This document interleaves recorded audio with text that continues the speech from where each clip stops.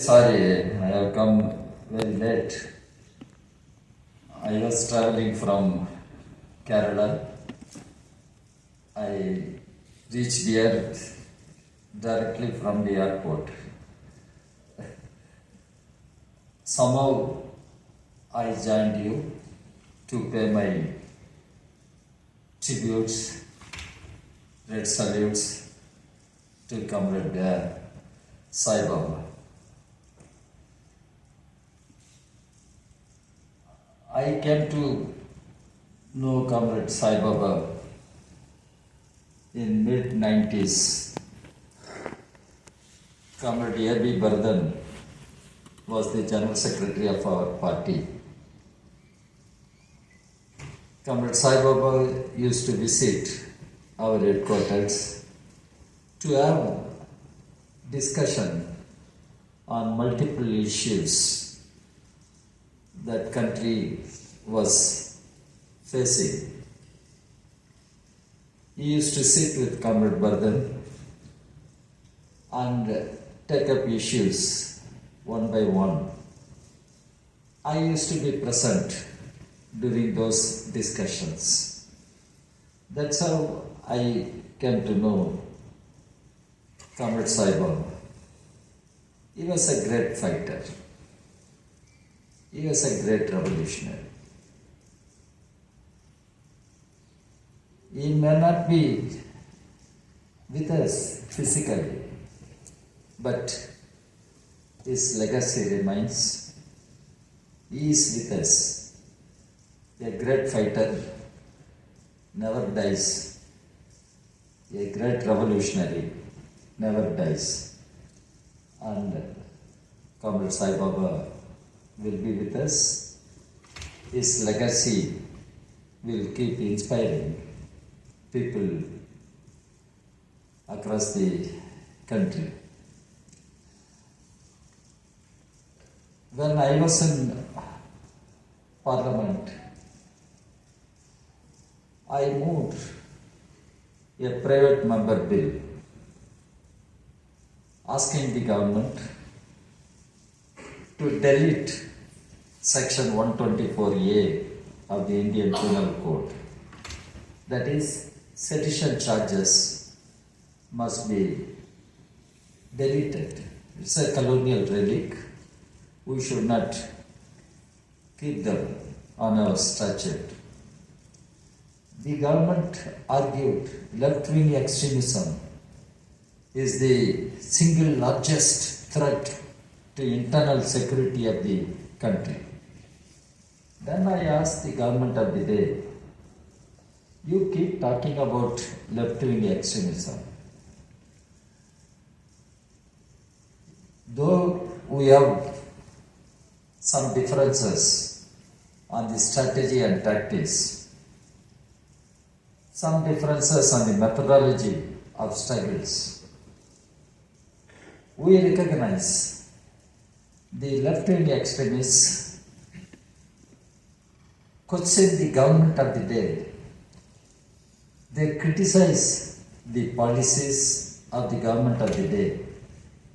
They try to be with the toiling masses, challenging the government of the day. But there is another extremism, the right-wing extremism. Why can't you open your eyes to look at them? They question the very character of Indian state. They question the very character of Indian nationhood. And the government is not doing anything against the right-wing extremists. Why? But that bill pending, I did not withdraw, but it could not get passed. This is how the government of the day, one after another, they look at the issues. When Sai Baba was arrested, and it disturbed everybody, including me, because Sai Baba was such a great thinker, intellectual.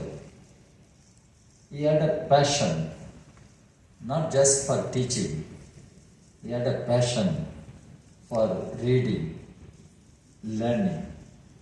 He was such a person, and 90% disabled. He was kept in Nagpur Central Prison, you all know. And at this point of time, I don't know how to praise Vasudha and Mandira, the way they showed the courage, the commitment, not compromising with anybody on anything. I must give my praise, and how to congratulate her, I don't know. Such a great woman and great daughter. And I met the Home Minister at that time. I asked Mr. Home Minister, he is 90% disabled. What is the point in keeping him in prison? Then that time the Home Minister was Mr. Rajnath Singh. Said charges are so serious, Raja. Then I asked him, if you think charges are so serious, why can't you transfer him to Hyderabad, from Nagpur Central Prison to Hyderabad? Whatever may be, he is a prisoner, and prisoner has every right to have medical care. That should be ensured. I pleaded with the Home Minister. Earlier, I took up one case, that is the case of Kobat Gandhi. He was also in prison. That time, Mr. Chidambaram was Home Minister. I went to him. I argued with him. Then Mr. Chidambaram gave the same answer. Charges are serious, I can't say anything on the case. But I can assure you, as prisoner, he will get the medical care. This is what he told. And in Sai Baba's case, Rajnath also said the same thing. But he was allowed to die. He was released, acquitted.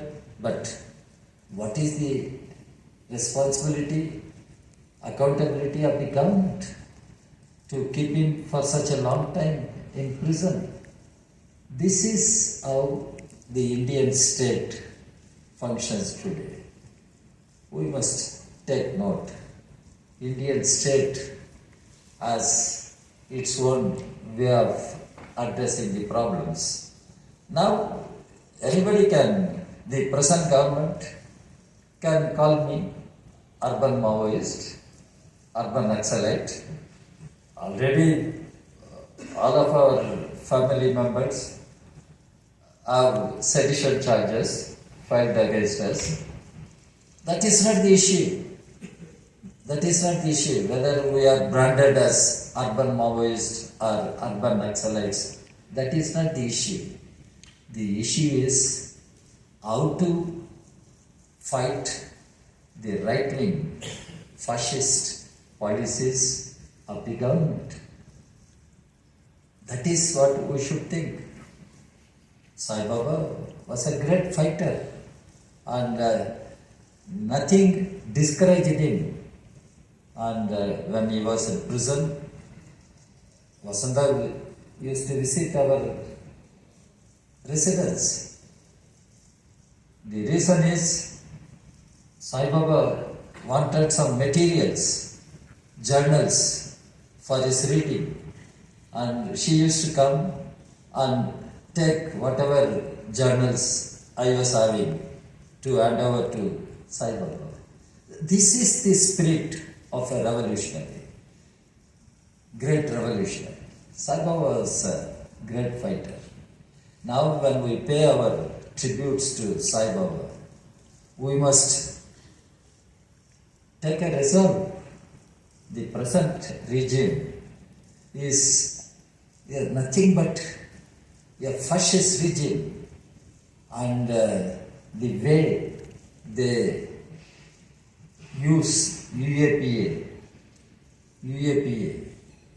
the way they brand the agitators or fighters for the rights of the people as urban Maoist or Naxalite, and the way the Home Minister, the present Home Minister, Mr. Amit Shah, speaks, he will eliminate Naxalism, he will eliminate left-wing extremism. Please open your mouth, say a word against right-wing extremism, because he himself is right-wing extremist. They want to subvert the constitution given to us by Dr. Ambedkar and the galaxy of leaders. They want to rewrite the entire history as though history begins with them. They don't talk about 1947. They keep talking about 2047. One must understand the irony. Modi never talks about 1947. He talks about 2047 as though history has begun with them. So friends, comrades, we can go on discussing what is our challenge, what is our fight. Comrade Sai Baba was a great fighter, and he has left a great legacy. While we pay our tributes, respects to Comrade Sai Baba, let us pledge ourselves to carry forward the fight till people are liberated from all forms of exploitations, all forms of enslavements. People should really have a right to live with dignity, and people should have equality, liberty, and fraternity among all sections, and for which I think the battle is against the caste hierarchy, the battle is against the class exploitations, the battle is against patriarchy, and we all should put our heads together and carry on this battle. And Comrade Sai Baba will be with us, and he is with us. And I take this opportunity to pay my respects, red salutes to Comrade Sai Baba. I take this opportunity also to pay to give my congratulations to Vasanta and daughter Mandira. One should draw inspiration from the life led by Vasanta and Mandira. I have met Mandira several times.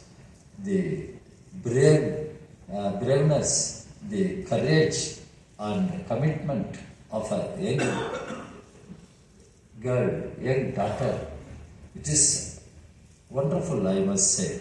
And the other one thing, and the colleagues of Sai Baba also deserve congratulations. I remember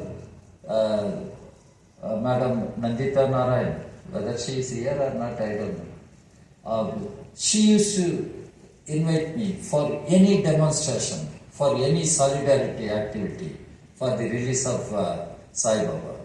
Finally, I have one regret. Comrade Sai Baba wanted to go back to teaching, and he discussed with me. I tried through some channels, but I could not help. By that time, he fell sick and he passed away. That is my regret, because he had such a passion for teaching and reading that showed his character, the great thinker, great revolutionary. So I join all of you to pay my tributes and red salutes to Comrade Sai Baba. Thank you.